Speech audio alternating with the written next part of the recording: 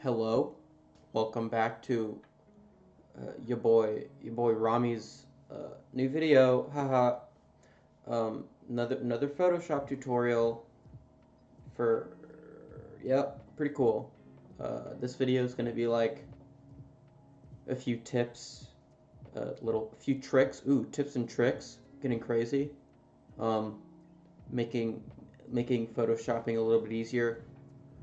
I use these all the time. Like I can't live without these little shortcut things. So hopefully they'll be of use to you viewers who may or may not use Photoshop. Um, Pretty cool. All right, let's get straight to it. So we're gonna be photoshopping this image here. Ooh, so cool and cool.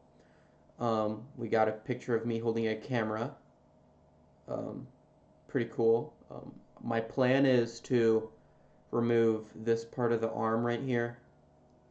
Um, and then make it so it's like kind of floating ish. I don't know. That'd be pretty cool. I already have like a little background that's the color of the wall or whatever that's behind me. Um, so obviously the way that you could do it is make a layer mask and then use the brush tool and color in, resize the brush tool, make it less hard, whatever, color in all that stuff to make whatever you want visible. I'm not going to do it like that because that's lame and takes way too long. How I'm gonna do it, maybe show a few shortcuts along the way. So first thing that I'm gonna do is along this little top section, you have a few selection tools. So like you have the quick selection tool, magic wand tool, and a new tool that was added in Photoshop 2020 is this object selection tool, which is very useful. It uses AI to automatically detect like an object within a perimeter. So how it works is you make a perimeter by clicking and selecting a box. You can see the dotted box, and when I let go, it will automatically detect the object that is wanting to be detected. Obviously, it's not perfect. As you can see, my arm here is a bit cut off from the selection. This part is not right here. This camera, the top of the camera is kind of cut off. Um, so rather than constantly trying to reselect, for instance, like it's not even going to be perfect. In fact, this is a little bit worse than the first time. Let's try to get it. Okay, that one's pretty decent. It's better on the arm, but now there's a hole here, whatever.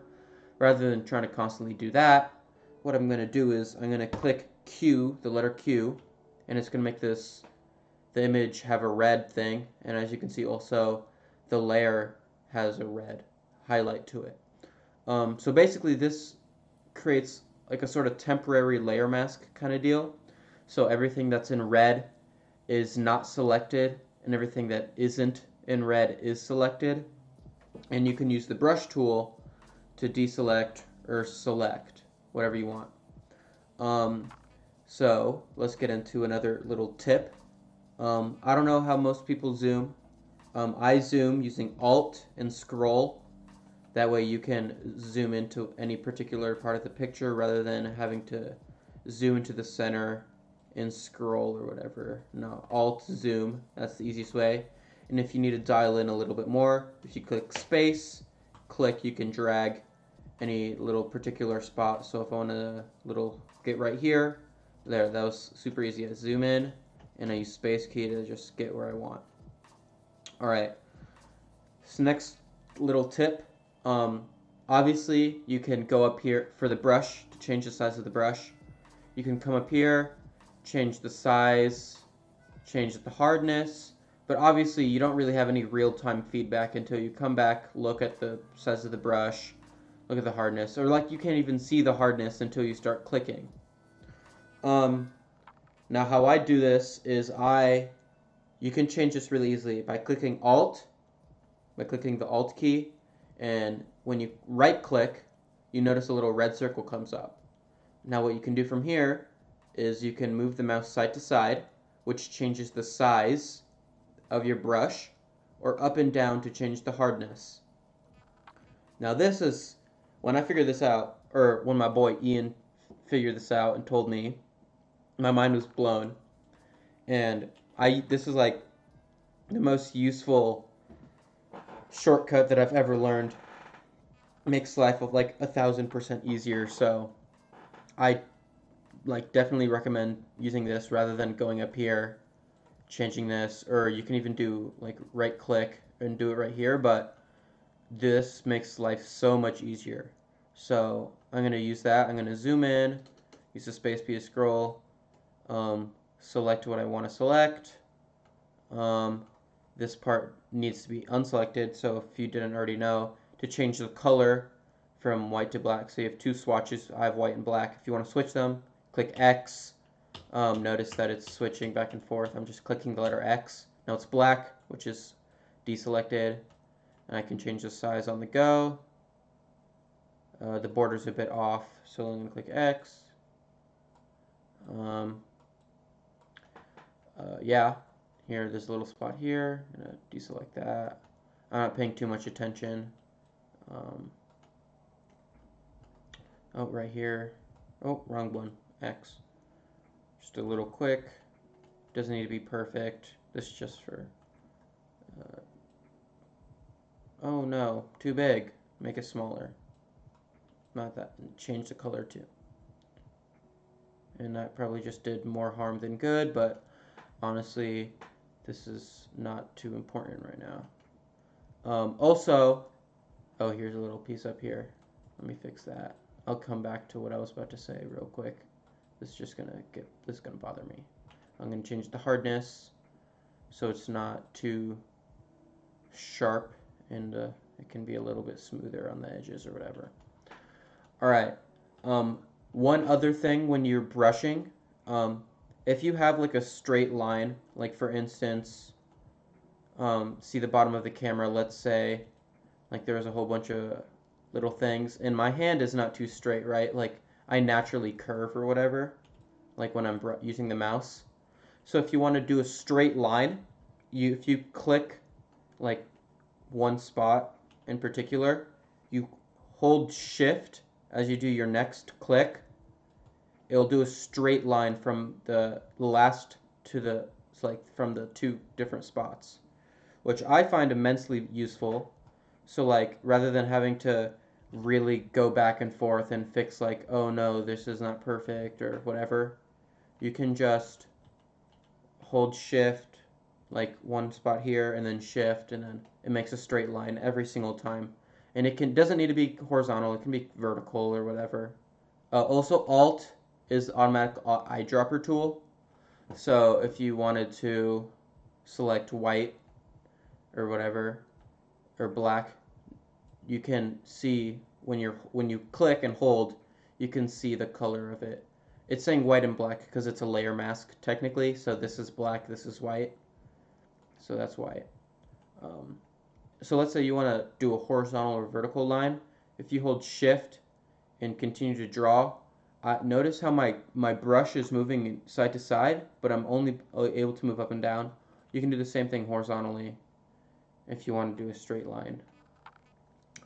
Okay, so we pressed Q to get into this temporary layer mask state. To get out of it, you click Q again.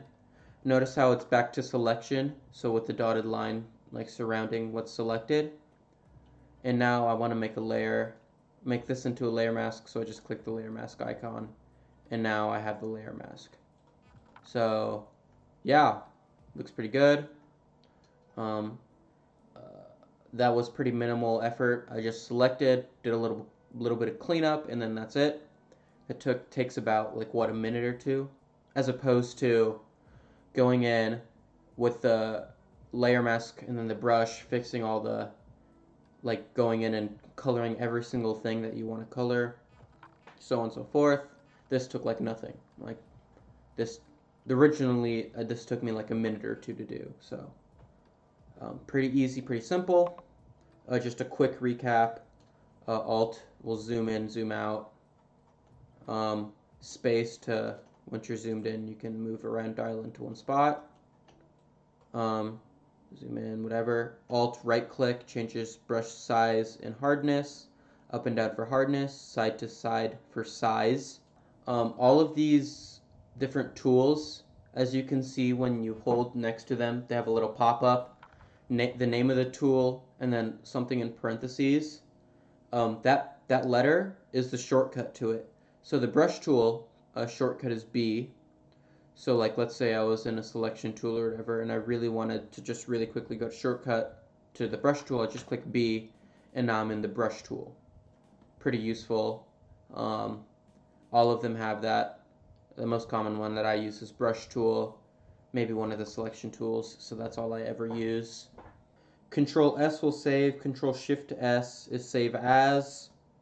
So if you want to save it as like a JPEG or a Photoshop file or whatever you will save it as. For reference, I keep one hand on the keyboard next to the Control Alt keys, so like they're always there and I can quickly change rather than wherever they're at, and obviously one is on the mouse. Yeah, that's pretty much it. If I think of anything else, I might do another one of these little tips and tricks. Ooh, so yeah, that's it. Yeah, pretty cool. Yep, Photoshop, pretty cool. All right, see you later. In the next video. Bye.